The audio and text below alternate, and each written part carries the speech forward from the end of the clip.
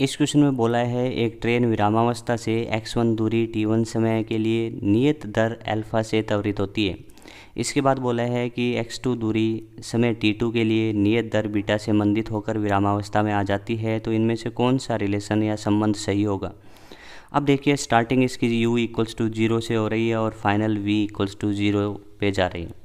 ठीक है, स्टार्टिंग या इसका प्रारंभिक वेग भी 0 है और अंतिम वेग भी 0 है। उसके बाद कुछ समय यानी t1 समय के लिए त्वरित होती है और t2 समय के लिए मंदित होती है। तो इसको ग्राफ की हेल्प से करेंगे तो आसानी से हो जाएगा। अपन कहेंगे इसका बना लेते हैं वीटी ग्राफ। तो ये रहा आपका वीटी ग्राफ। तो वीटी ग्राफ बनाना बिल्कुल आसान है। यहाँ पे वी बनाइए, यहाँ पे टी बनाइए। आप कह रहे हैं कि विरामावस्था से चलेगा तो t बराबर 0 पे v बराबर क्या होगा, 0 होगा, यानी v मतलब u बराबर 0, यानी वेग की बात हो रही है। यहाँ पे अपन कह सकते हैं कि स्टार्टिंग में त्वरित गति है तो इसका ढाल धनात्मक होगा।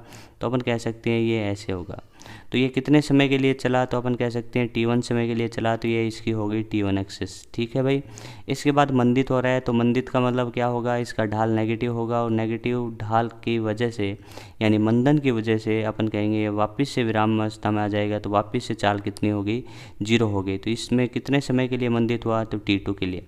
त्वरित होता है अल्फा की दर से और मंदित होता है बीटा से। तो अपन यहाँ पे कह सकते हैं, और इसमें दूरी चलता है x1 और इसमें दूरी चलता है x2।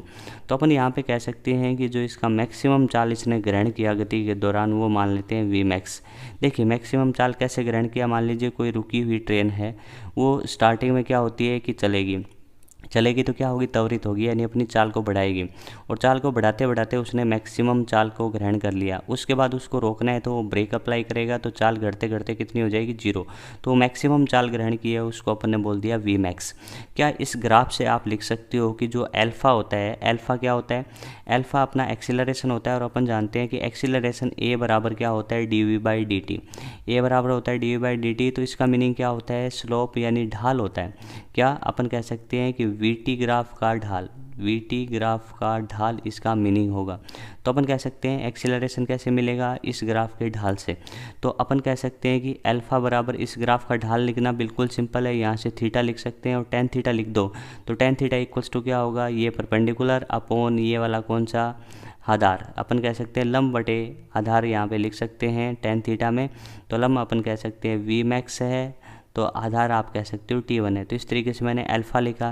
तो इसी तरीके से यहाँ से बीटा भी लिख सकते हो। तो बीटा का वैल्यू बता दो। तो बीटा बराबर आप कहोगे एंगल कितना आएगा, V max divide by t2। अब यहाँ से कह सकते हो कि आपको पूछा है अल्फा बटा बीटा का अनुपात। तो अल्फा बटा बीटा करोगे तो आप कह सकते हो कि अल्फा की जगह क्या लिखोगे, वी मैक्स अपॉन t1 और डिवाइड कर दोगे वी मैक्स अपॉन t2 से। तो आप कह सकते हो t2 ऊपर चला गया और t1 नीचे आ गया और वी मैक्स से वी मैक्स क्या हो गया, कैंसिल आउट हो गया। तो यहाँ से आंसर आया t2/t1। तो अल्फा बाई बीटा तो आपका t2/t1 आएगा। अब अपना टारगेट है x1 और x2 में रिलेशन फाइंड करना। तो आप कह सकते हो कि x1 क्या होगा, तो x1 अपन जानते हैं कि इस ग्राफ का क्षेत्रफल आपको x1 देगा। तो आप कह सकते हैं कि x1 बराबर इस ग्राफ का क्षेत्रफल 1/2, आधार अपन कह सकते हैं कि t1 है और ऊंचाई कह सकते हैं अपन v मैक्स है। तो इस तरीके से x1 आ गया। क्या इसी तरीके से आप x2 भी फाइंड कर सकते हैं, तो 1/2 और यहाँ पे कह सकते हैं कि सेकंड केस में आधार का वैल्यू t2 है और स्पीड आप कह सकते हैं v मैक्स यानी ऊंचाई v मैक्स है। अब x1 और x2 का डिवाइड मार दो आप, तो x1 डिवाइडेड बाई x2 का आंसर होगा आपका t1 डिवाइड बाई t2। इसमें किसी को दिक्कत क्या, तो यहाँ से अपने रिलेशन आ गए कि x1 divide by x2 equals to t1 by t2। तो x1 अपॉन x2 सब में दिया है, लेकिन उसमें से वही आंसर सही होगा जिसमें x1 upon x2 equals to t1 by t2 होगा। तो यहाँ पे ये ऑप्शन नहीं हो सकता, ये ऑप्शन नहीं हो सकता, या तो ये होगा या फिर ये होगा। लेकिन यहाँ पे कह सकते हैं कि अल्फ़ा बाई बीटा जो है वो आपका अल्फ़ा बाई बीटा आपका जो है वो है t2/t1। तो क्या बीटा बाय अल्फ़ा आप लिख सकते हो t1/t2। तो अपने को तो यहाँ पे beta by alpha equal to t1/t2 लिखा है। तो ये ऑप्शन मेरा करेक्ट आंसर होगा।